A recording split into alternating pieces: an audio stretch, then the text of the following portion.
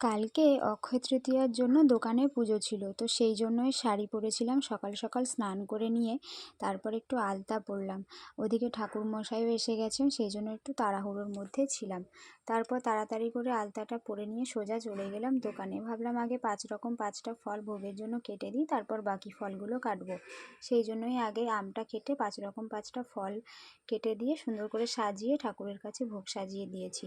তারপরে এদিকে দাদু পুজোতে বসেও পড়েছে।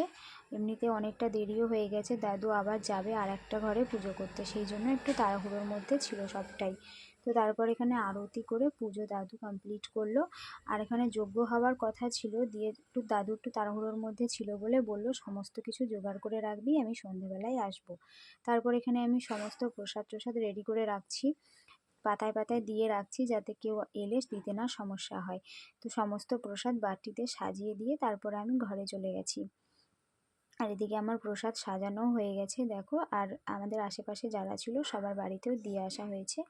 তারপর এখানে সন্ধ্যাবেলাতে যজ্ঞ শুরু হয়েছে।